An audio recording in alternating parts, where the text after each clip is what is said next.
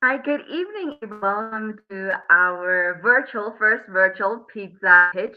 I'm here to be super excited to connect more with you and support more female entrepreneurs to be able to start their businesses and to gain confidence in pitching business.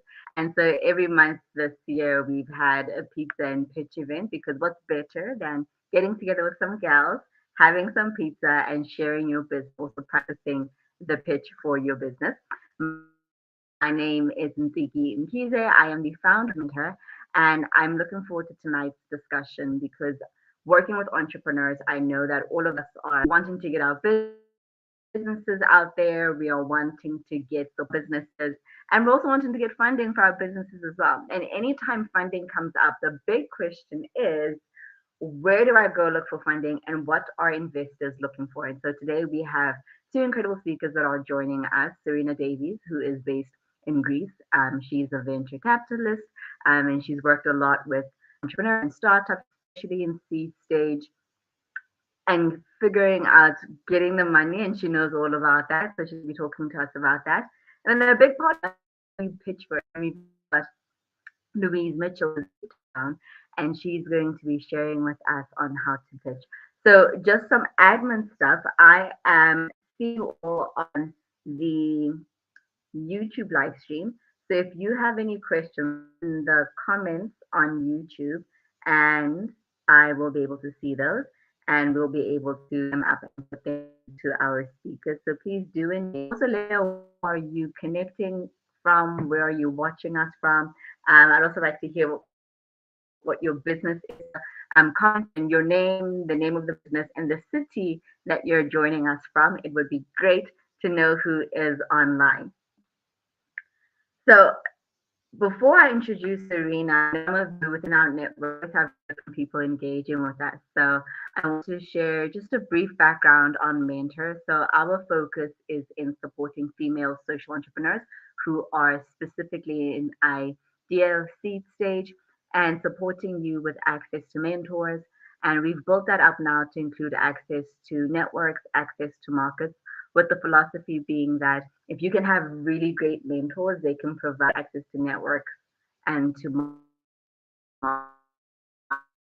markets. And if you get those three things right, you can then get access to funding, right? Because after you need the money first, meanwhile, you can actually get the other stuff right, and the funding can meet you on your journey. And all the work that we do is focused around being able to inspire, to connect, and to empower. So we have our MentHer magazine, we have our podcast on our Instagram page, we have our Social Impact Founders Club, which is our membership community. And this year we've introduced the community for mentors that want to work with us and for corporates as well that are looking to expand on their social impact. And then we're also launching our sprint. So look out on our website and our Instagram page. We'll be sharing information on our upcoming sprints that will help you start and launch your business in 3 months. And if you head over to our Instagram page, you will see that we're currently running our 30-day startup challenge, which is to get you in the zone and inspire you to start your business in 30 days. Crazy, right? But we're believing it can be done. So first up, I'd like to introduce our first speaker, who is going to be sharing with us a little bit about what investors are looking for. She is the co-founder of Hippo Seeds. And just to tell you a little bit about her, Serena Davis is a commercial executive with 17 years of experience, 8 years in large telcos, 4 in founder, and the remaining in tech and social impact companies. Since starting her career in Austin, Texas, in founder has been at the core. So I'm going to add Serena to the stream. Welcome, Serena. Thank you so much to with us and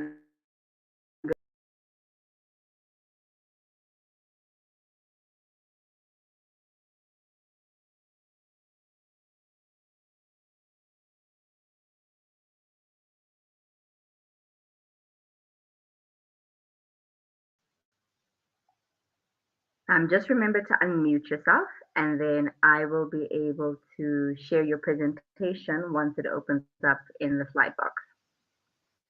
Okay, so you'll be doing the present.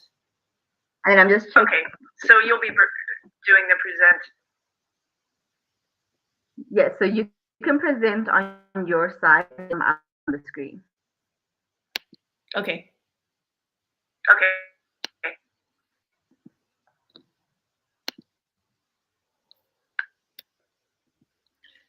So I want to, of course, thank you for inviting me.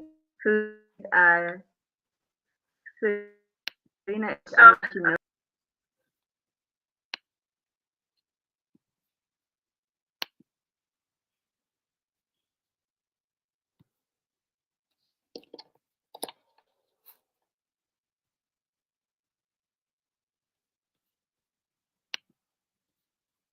Are we okay?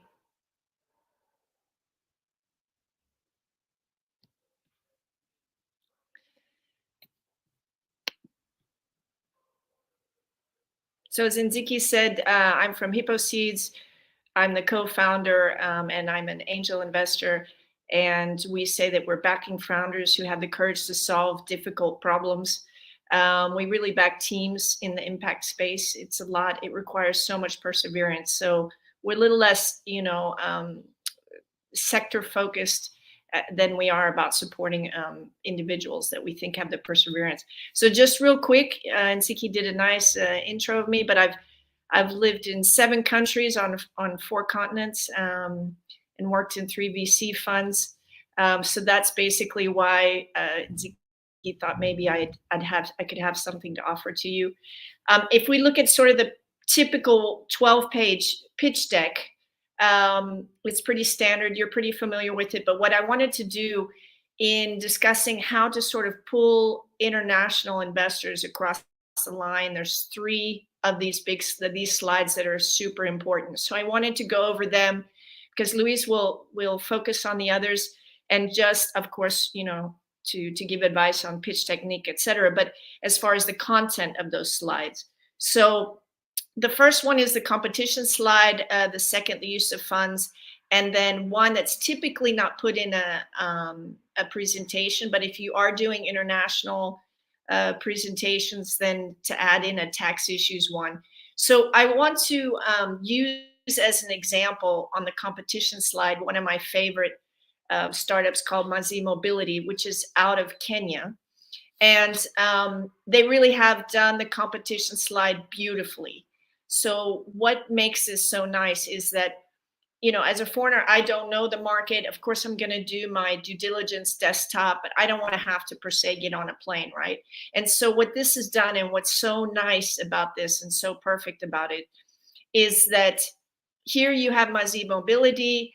It talks about when they were incorporated, it talks about the funding they've had, which is important to understand the runway of the other players. Talks about what they're doing, their product, basically 2 and 3 wheelers, battery as a service, and then the business models of the others. So you can really get an apples to apples comparisons of what's going on. And in here as well, they're sort of showing you, okay, what is their competitive advantage? So this is why I like so much this slide, because it helps me starting to do my desktop research. It also shows how they're better positioned, because as I see this, I look and I say, oh, okay, battery as a service. This is something that no one else is doing. So you can show how you're different as well. So to summarize again, why is this slide so good? First of all, it shows financial runway of the other competitors, so you can understand where you're sitting at, how much it takes to catch up with everybody else, how far ahead are the others, what's their runway, their financial runway, and what's the difference in the product offering. So this competition slide is just really, really, really strong. And then the next one that's really important is the use of funds. So as a foreign investor, I don't know what your costings are, right? So, but what I do want to know is what will I get for what I'm going to invest. So I'm going to use Airbnb. It is American, but what they did so well here is they say, okay, we're looking for 12 months financing to reach 80,000 transactions on this is their first pitch deck. It's publicly available. Air, bed, and breakfast, right? So I know now, okay, I'm investing 500K and it's going to get me to 2 million of revenue through 80,000 transactions. So it's not just, what are you using the funds for, but what am I going to get for that? How will I be able to judge success? And when I look at 2 million in revenue and I see, okay, so 500K, this is the traction I'm going to be able to build with that. It gives me a lot of confidence. So let me give another example, right? So the use of funds that are often sort of typical is this pie chart that we're looking at, where it gets divided into whatever things, like working capital, operational costs, salaries, marketing, whatever, those types of things. But what's even more valuable is, what are the milestones I'm going to reach with it? What will this get me, right? So 300 new customers, perhaps 30% month-on-month growth. What's the total revenue target? Or let's say if it's not revenue, that you're going to get 10 new sales channels, 4 new salaried positions, something like this. What's your technical roadmap? So this sort of use of funds, it's more about what you're acquiring then, rather than sort of expenditure. And now I feel like I'm buying something as an investor rather than I've spent something, right? So this is just a different way to look at use of funds. And I've picked out the competition and the use of fund slides because those are the ones that will really pull an investor over the line. Whereas the other slides, okay, are fairly standard. On the taxation side, you always tell them a legal disclaimer saying, we're not responsible. But if you can provide link to government resources, then I can start doing due diligence on, okay, what does it mean for me as a foreigner to invest in Ghana? We know in Africa, there are some countries that have quite strict restrictions on pulling capital back. Where are you going to domicile the investment? Would a lot of African startups domicile in the US? Others, Mauritius is of course very popular destination as well, but that type of thing is unique then to say an international investor and how they'll look at it. And maybe a short list of local tax advisors. I always appreciate that very much for shortening my sort of, desktop research that I need to do. So very important, and Ntsiki has asked me to spend some time on this. How are we going to exchange data? So a digital data room is very important. It should not be through emails only. So you can create your own digital due diligence room. Obviously, Google Drive is a very famous one. But if you pay for software like DocSend, I'll show you, you're ready then to receive signatures. It helps to move things around a lot better. You're going to have to use a Know Your Customer transaction form for international investors, which allows due diligence of the government on your investors. And so I tend to use DocSend. And what it does then is, when you send out a document, when someone's reviewing it, you can tell exactly who looked at it, from where they looked at it from, how long they looked at it. This is the pitch deck from Hippo Seeds. And I can see that this guy, when I set this to Rima, he really looked a lot at the strategy slide of our pitch deck. So the next time he and I spoke, I could speak to this a lot because I knew, okay, this is a slide that he spent the most on. So to go through the checklist, this is very long, and you don't need all of this per se, but this is the checklist. You should have folders that make sense. These are the ones that I typically sort of use. Every VC, more and more VCs are making it transparent what they want on their due diligence checklist. And then you have these folders. So I have here, if you want to take a screenshot of this, you have a pre-term sheet and sort of post-term sheet of what you would provide when, based on confidentiality.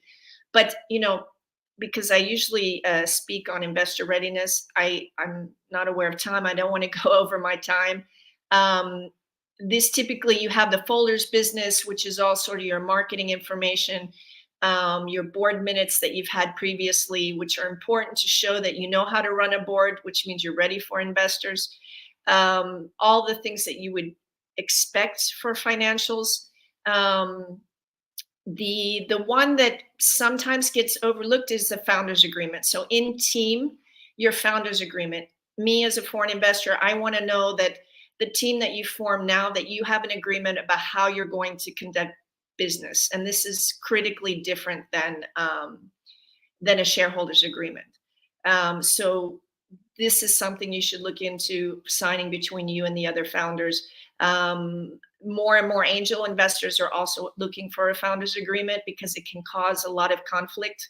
So other than running out of capital and product market match, founders not getting along, once the first money comes in and the decisions around, how to keep things moving are kind of the next, it's one of the biggest things that causes problems. So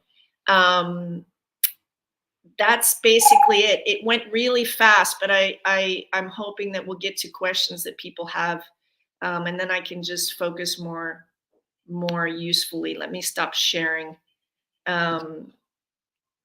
So if anybody has questions.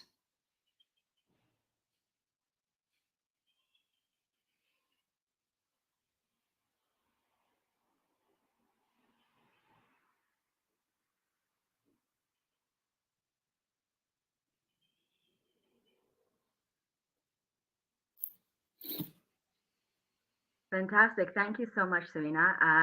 So I'm going to ask if anybody has any questions to put them in the comments below. And if it's okay, I think I'm going to bring Louise to the stage so that she can share with us. And then I think whatever's kind of left out after that, we can then discuss together. And I know Louise has a hard stop, I think at 20:15. So we can bring in some of that conversation, and then if there's anything that people go, oh wait, I still don't have answered yet, then they can ask that question. So let me bring Louise onto the screen. And as she comes on, I just want to share with you who Louise is. I'm excited because Louise and I are hosting a startup and pitch bootcamp together on Saturday, the 1st of April. And I've worked with her a bit, and I think she's absolutely fantastic if you're looking for a pitch coach. So she is the founder of Take My Word, and they do startup pitch readiness advisory, pitch preparation, and pitch coaching. And Lousie Mitchell herself is advisor pitch coach to growth-focused startup founders who are serious about Louise in-person and online training directly with over 2,500 startups in persuasive communication method and proficiency for impact on the global stage. So if you ask me about if you're going into a pitch and you need to talk to somebody to help you get ready, who's the one person you should talk to? Louise is that person. So Louise, over to you. Thank you so much. Hi, Ntsiki. Hi, Serena. Lovely to meet you. Thank you for having me here. I'm not sure if I'm breaking up or not. Ntsiki, you broke up a bit for me, but hopefully this is all going to go really smoothly. So I loved listening to Serena now, because what she spoke about with the competitive aspects of your business and what you're actually going to achieve with the funding are two such important things to put together, because together, obviously with other things involved as well, but it talks to that kind of moat that you have. What is going to keep you ahead of the competition and help you to stay there? And it's not about the spending of the investment as much as what milestones you're going to achieve with that investment. And those milestones, if you can keep them going, it keeps you ahead of the competition. And that comparative slide clearly showed where the one company was more advanced than others. So that is so valuable. I wasn't too sure about the format for this evening, so I've just got a little bit of a chat for you. And I think one of the important things that it's stressful pitching. It's hard work to get ready for a pitch, even though a pitch is simply a conversation. It's a conversation between humans. It's still a very scary conversation, because you are asking for something and presenting an opportunity to people, and you need them to buy into your opportunity that you're showing them. And when I work with venture capitalists who are looking for investment opportunities with founders, they say that they want to work with teachable, likable founders. Those are two well-known words that are used. I want them to be teachable and I want them to be likable. And so I tell the founders, look, if you're going to be teachable, you're going to be all right. You'll probably be likable as well, because it means you're prepared to absorb information, the kind of information Serena was giving you now, and the suggestion for DocSend, and so importantly, that data room that you have to have. There's no point in pitching if you aren't ready to share some kind of data. But if you are going to be teachable, you are probably going to be likable. And I would say the same thing applies to customers. Customers want to like you, to invite you to that second meeting after you've pitched. And if you are teachable in terms of the customer, who you're speaking to, what they need, how you can meet their needs, then you are probably going to be likable as well.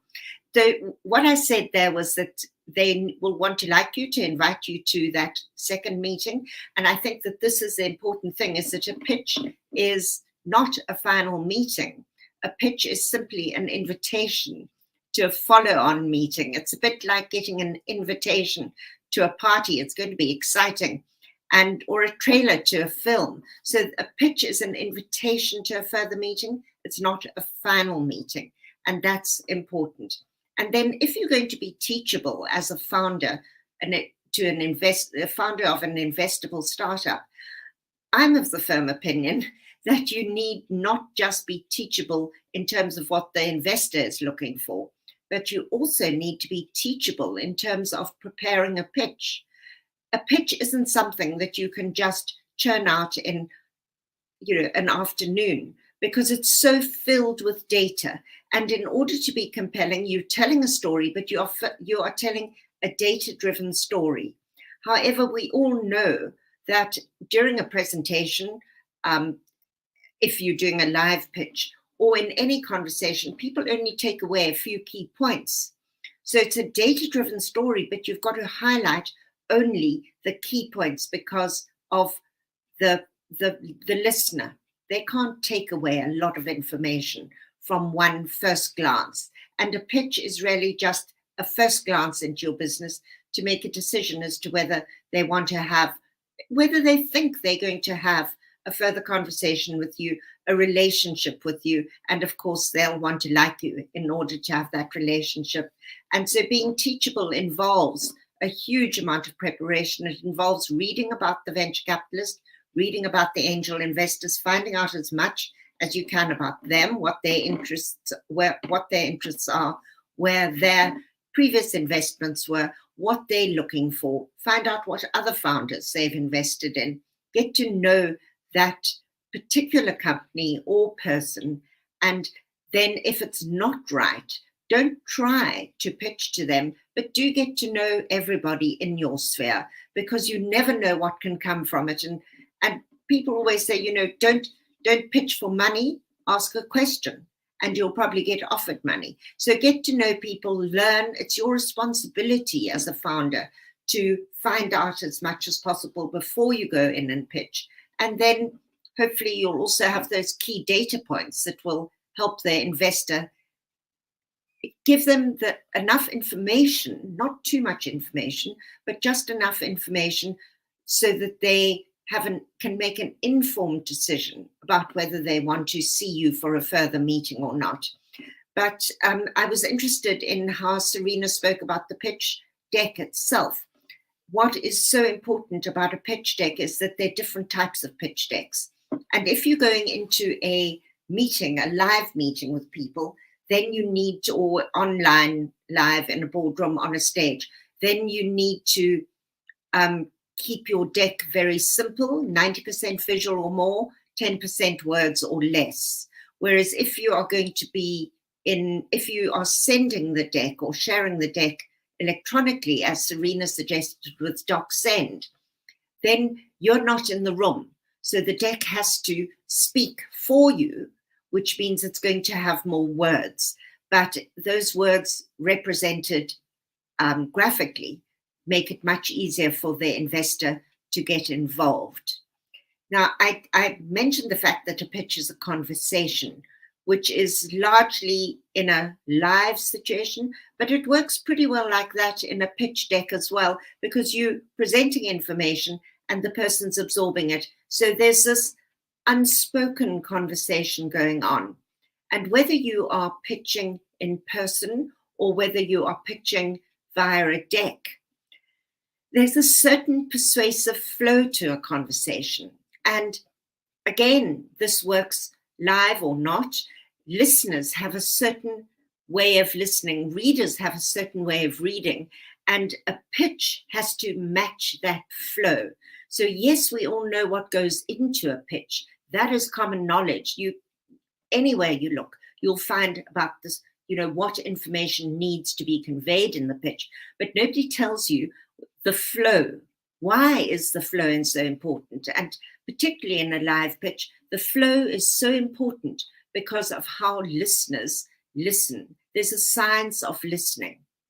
And if you want your pitch to have the right impact, you have to feed into the science of listening. Because if, for example, you're walking into a boardroom and you're getting ready to pitch, the person the people around the boardroom table are thinking, so who are you? And what are you doing? Why should I care? Can I believe you? Did others believe you?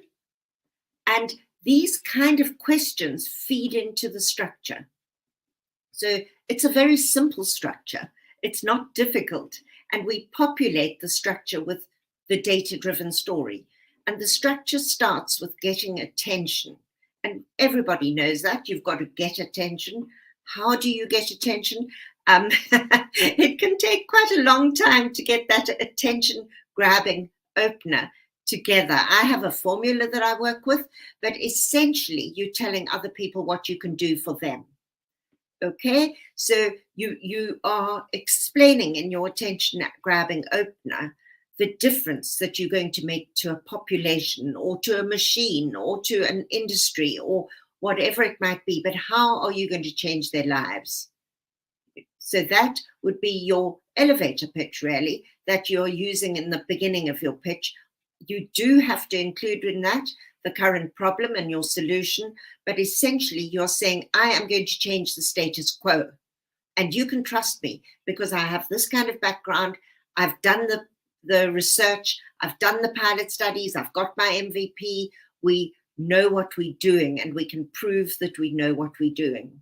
And once you've moved away from this attention, you start in the proof of concept, in the space in which you create your credibility. You are retaining the person's interest in what you're saying. So you go from attention grabber to interest. That's all the facts, all the proof, everything that is verifiable data. And once you've got that verifiable data across, it will include your business model, your revenue streams. Then you need to get them to buy into you. And this is where it gets a little bit challenging. So you might drop some names. We're working with University XYZ, or our main customer is this. Or we started in January and we've already got 10 sales and we're anticipating the following because we have signed letters of intent. So you are starting to get the person to get FOMO, desires building. So you have your attention grabber, you back your statements with proof, verifiable data, and then you go on to, and I'm sorry, Serena, but we do this. We have a persuasive flow to this conversation where we start drawing you in so that you're thinking, wow, if they were able to achieve this, all these things, I think I want to be there. Just tell me, how far are you going to go? Okay, so you need $500,000, but wow, you've already got a user base of, whatever, I don't know, millions. And with sales to them, you'll be able to achieve the following. So you're showing that upward trajectory. And that is desire. So attention, facts, desire, and then you've got to get that meeting. And that is a difficult one. It can take founders quite a long time when we're in a workshop environment to find a value-added statement that they can finish with. And so many founders say things like, come on this journey with us, it's going to be so exciting. That is not a compelling business case. You need to finish with something that clinches the deal. It's a cherry on the top to everything that you've said. So you might, for example, say, we've piloted this on human kidneys, but based on our research so far, we can see that it's also going to work on avian kidneys. I'm not sure if birds have kidneys, say on animals as well. So it's another whole target market. So the investor sees that you are credible in your current space that you're working, but there's a further opportunity beyond that, or there's a potential for a greater growth, so that they can see that the return on investment is going to be relatively quick and relatively large, or very large. So it might be tax breaks that you're talking about. It might be social impact that you're talking about, but something that wasn't key to the central business that you are describing to them. It could be a geographical increase that you're expecting. It might be that you've developed something specifically for Africa, but with a tiny tweak, it will also apply in India. Another whole target market, and you've got a partner lined up in India. So I'm using quite a lot of grand ideas about how you could grow, but it's really, I'm exaggerating in order to show that you need to have something that would clinch the deal, something that shows that this is going to be an investable opportunity for the investor.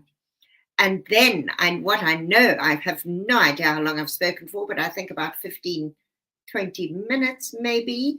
And I know that with all of this, you need to be able to convey it. Interestingly, it's our responsibility to be public speakers, even though we are business owners or app developers. We have to be public speakers at the same time in order to get our message across. So this is where Ntsiki come in. Am I let off the hook now?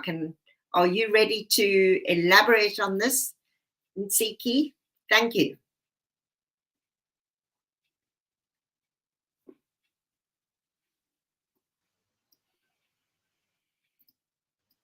Fantastic. Thank you so much, Louise. I like the sequencing of how you mentioned that. I wrote it down: attention, fact, desire, and the compelling business case. And I think for a lot of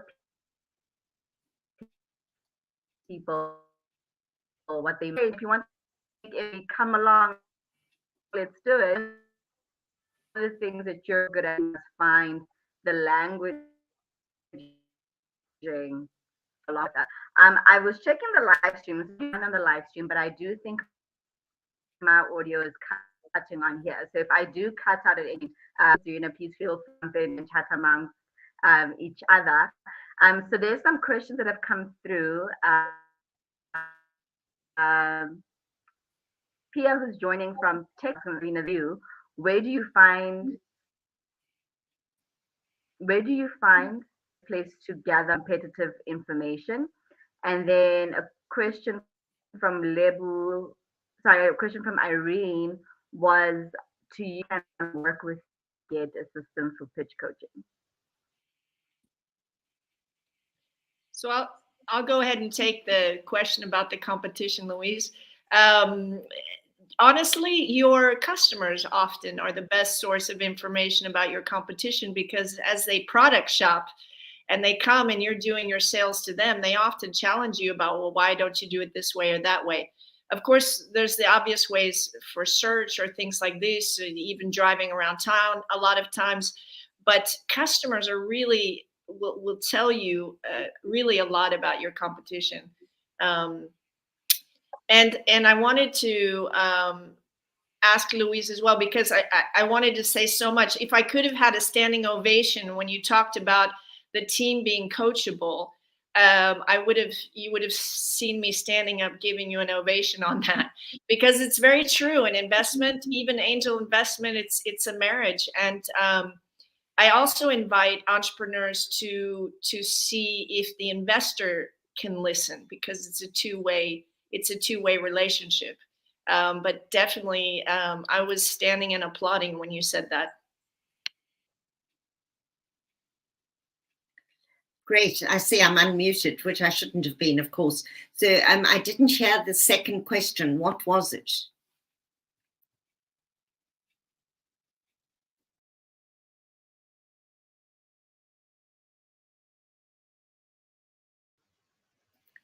Could somebody write that second question in the chat? The question was, how can one work with you, Louise? Could somebody write that second question in the chat?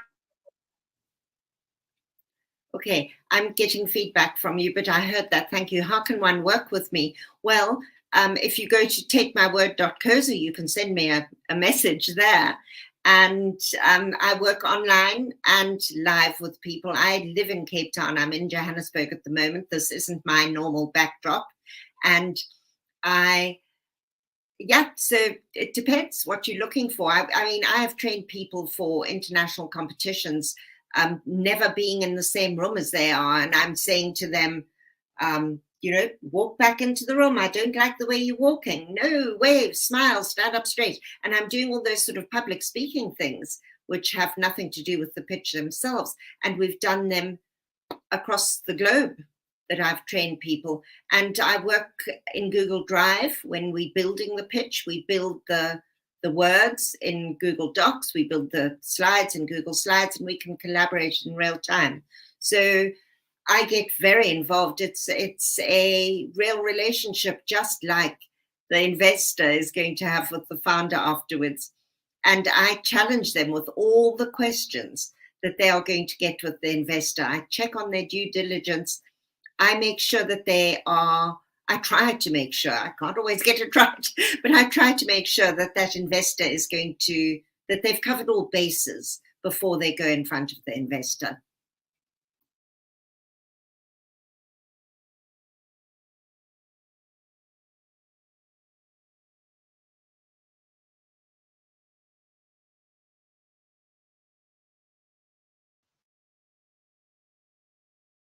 Thanks for that, Louise. I'm not sure if you saw my question there in the chat. I was share the flow for 1st of April, because I think your audio is doing a bit better than mine. So I think you might be able to share a bit better around the 1st of April. The structure. Yeah. Ntsiki, I think you've asked me to talk about the 1st of April. So I know they can get hold of you at MentHer.co.za. You can get hold of me at Louise at takemyword.co.za, Take My Word. And on the 1st of April, we're running a boot camp. It's a whole day. It's going to be invigorating, enlightening. It's going to put you on the spot, but it's also going to help you so much and teach you and let you get engaged with your business. Ntsiki is going to cover more about how to establish your business, get control of your business, your methodology, looking at your marketing, your customers, communication with your customers. I'll be talking more about the pitch side, the communication on that side, and how you can build your pitch. And one of the key things that I tell founders is you want to be pitch ready wherever you are. And you also want to be ready to pitch. And being ready to pitch means you have your due diligence, you have your deck, you have your summary, you have everything in place. That's pitch ready. That's when you pitch ready. But when you are ready to pitch, you're ready to speak at the drop of a hat wherever you are, in a coffee shop, in a lift. And therefore, get your words ready first, because you carry your words with you everywhere you go. Worry about the deck later. So it does take time. It is challenging. But the words that you build become the most important tools for everything that you're going to be doing in the future. Those words will help you populate your deck. They'll help you in an elevator. They'll help you in a proposal or even a partner pitch, a staff pitch. The same arsenal of tools in your content can be reused for many places, and you just adapt it wherever you go. So prepare your words first, get your story together, get your data-driven story, know the flow, and then you'll be able to put your pitch deck together well. Thank you. So I'm picking up the question that you wrote to us, Ntsiki, about what are some of the biggest mistakes and misconceptions you see from entrepreneurs when pitching. I'd like to speak to one, which is if you're pitching with the whole team, if you're not a solo founder and investors start to ask questions, everyone on the team should be prepared to answer the questions. Because if I invest, I want to know that I'm investing really in a team. And so I'm going to observe your behavior as a team while you're pitching. So does the CEO speak over people? That to me means he doesn't trust his team. Is the team afraid to speak? What does that mean? They're afraid of the CEO, or they're not confident in their subject matter expertise. So when, and of course, Louise will tell you this, but when you're practicing pitching, practice also Q&A and how the team will come together in Q&A, and just a nod. Or, as a CEO, be confident enough to let your team speak. They should be confident. You're being invested in as a team. So this sort of choreography as well, I think gets overlooked often. Louise, your thoughts? I love that you used the word choreography, because that is so much part of pitching when you're in a live situation, this relationship between the people in the room. But one of my no-nos is if say it's two founders that particularly like speaking a lot, only one must pitch. The Q&A, totally, everybody must take part. So important, because you want to show your expertise and your teamwork, really. But only one person must pitch, and there's a reason for that. Because I focus in my pitch training on how listeners listen as the driving principles behind pitching, behind the way in which you pitch. Listeners struggle when you change between speakers. They can't tune in quickly enough. And it can, in that moment that you change speakers, you can lose the listener's concentration on you. It's not worth it. Don't risk it. Choose one person to pitch, let that person do the pitching, and then everybody takes part in the Q&A.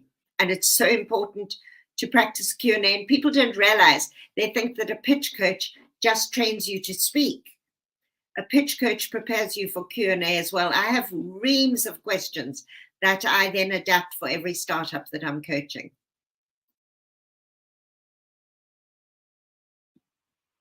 So I see the next question. Any tips on the ask? How much and do we ask up front or at the end? And do we have to explain what we're going to use the funds for? The ask is interesting, right? Because depending on who you're pitching to, it might be a different amount. I think getting enthusiasm is important. But yes, have an amount in mind, and that's a lot has to do with who you're in front of. So if you have to do research on the person you're pitching to understand, what they're particular. If you go to somebody and you say, I'm raising $1 million, and on their website it says they do 100 to 150, then that means that that's their max. You're going to have a big conversation around where you expect to find the other 900,000. Or also, does that mean that my 150 will get nothing? And that segues then into that use of funds, which I think, again, it's more about what milestones will be achieved with the investment, how far it will take you. I think that's the most important thing. Can I add to that, Serena, that yes, I mean, what you said, it's just, I wish more people would hear that. Don't pitch to the wrong investor. Know how much that investor is going to likes to work with in general, what their check sizes are. And the other thing is that so often, well, I don't know, some investors will say, tell us how much you're going to need. And it's going to be $5 million or $50 million or $100 million. But everybody knows that there's no way you're going to get that upfront, and it's going to come incrementally, and you're going to have to spend it incrementally as well. So if you can tell us, in 2023, we want to achieve this milestone, that will take this amount of money. 2024, the next milestone, that will be a further amount of money. And they can watch your business growth theoretically with the knowledge of what the increments are that you're going to be needing in order to achieve it. And something that I find happens so often is people talk about their marketing and their sales.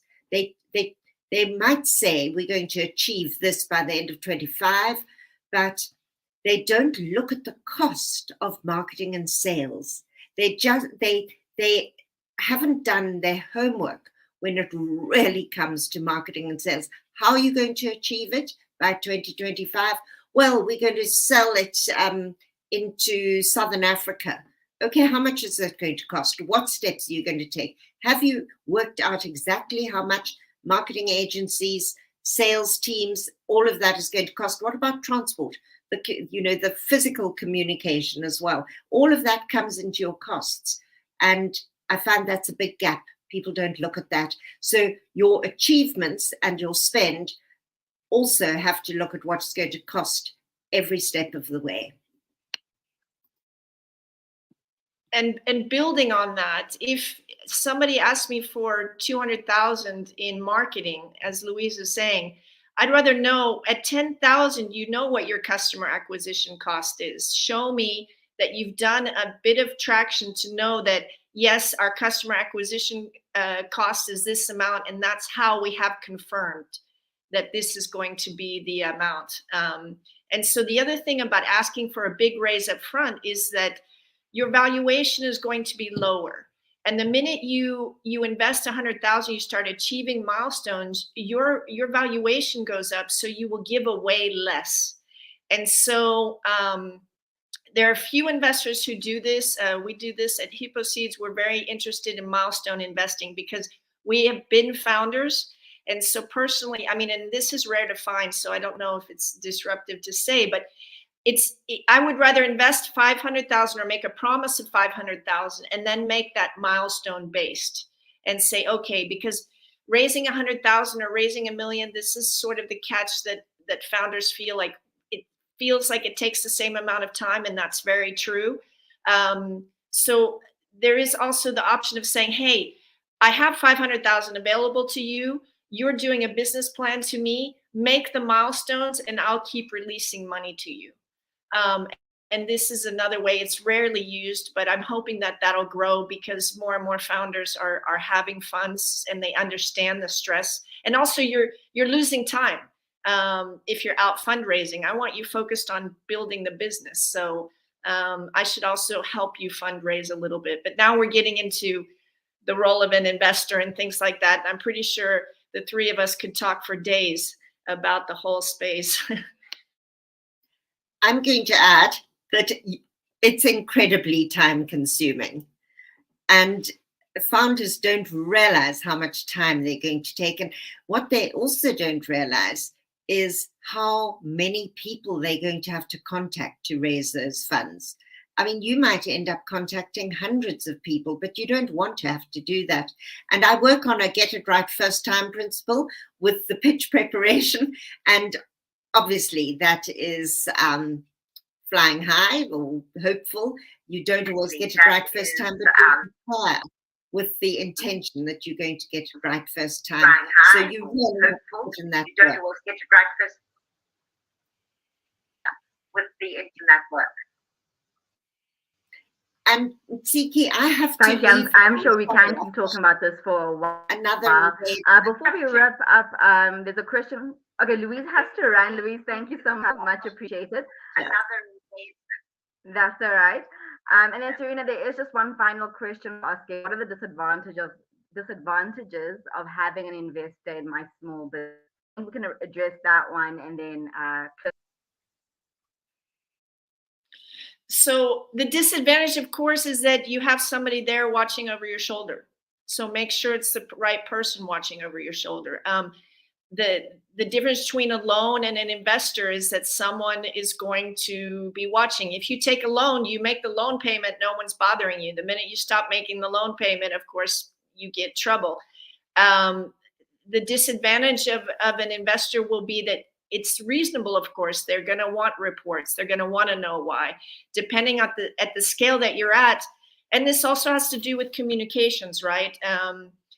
You know, my business partner, we like to build a relationship with the entrepreneur so that it's like, okay, I thought we could make these sales. And if you're communicating now, I mean, you have another person that you know that's on the team, but you're having to answer to them. So so that's always why you've got to make sure it's the right person.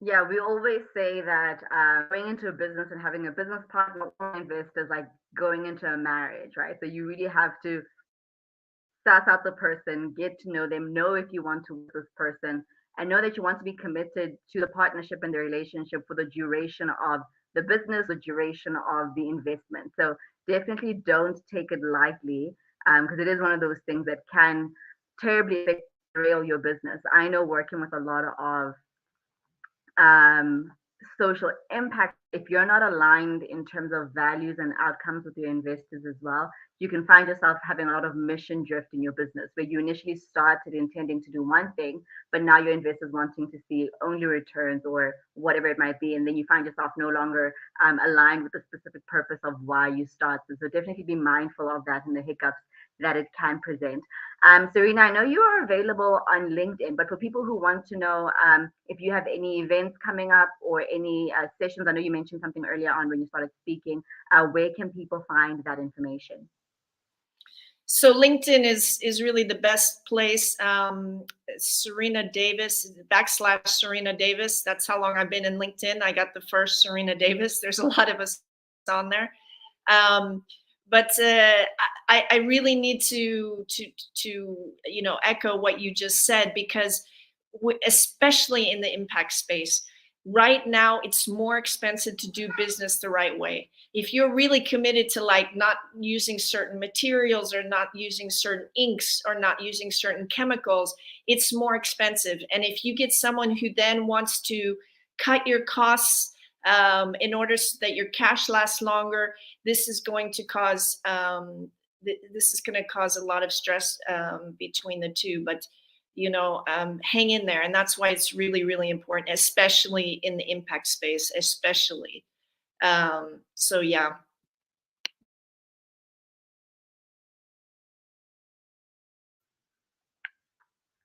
And I think maybe step five, because I've also realized that a lot of, I think oftentimes when we think about angel investors or venture capitalists, we're thinking that people only want equity and only want financial returns. But maybe could you speak a little bit to investors who actually care about impact investing and some of the parameters that they look at that might be different from traditional VCs?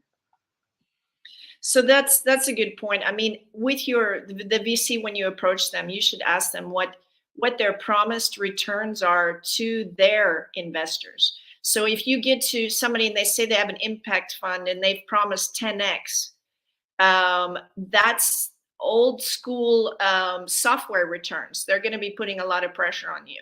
So if someone's around 2.5x, this is impact returns, right? And so I'll take Hippo Seeds as an example.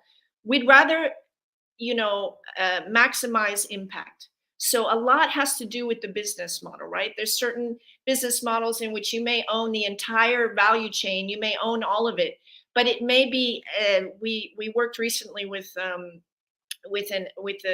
up and coming energy group, and their first advisor had been about really maximizing. You should own this equipment, and then a maintenance fee, and then carbon credits, and all this, and they backed away from that investor. But if you give the this engineering thing, let's call it that because we're under NDA, as open source, and then you just charge some kind of a royalty fee, then anybody can grab that around the world and use it. And so that maximizes impact, but not profit, right? And so that's something that would come out in the conversation. And so, yes, if a company says their impact, then the business model should match that. And there are business models and social entrepreneurship models. In fact, it's called, I think it's called social franchising, in which also the way that you give licenses to people to do in other countries, they can really be the business owner of this. And it lowers margins, but it really maximizes impact. And so I always ask, when I do fundraising to my LPs, I get in trouble because I always ask them, well, how much is enough? How much profit is enough? How much is enough? We're 2x.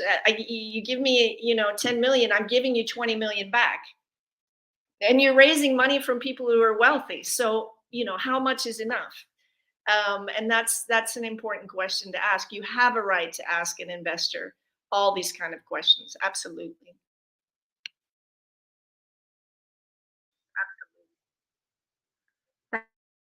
Thank you so much for echoing. Sometimes people go into negotiating game. I need the money, and therefore, whatever you say, I should take it. But you really do need to investigate and kind of go and ask those questions, and don't be shy to ask those questions.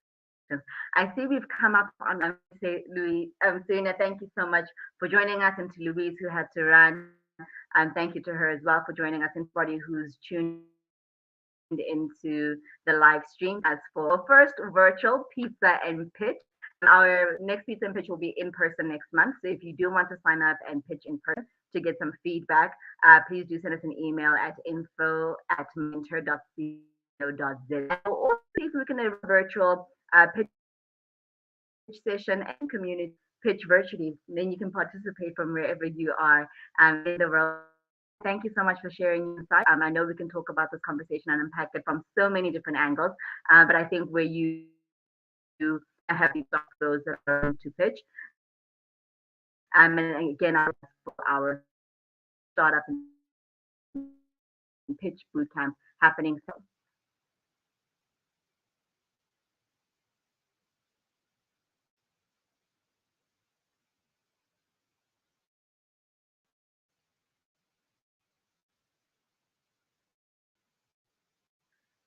great. Thanks, everyone. Have a good evening.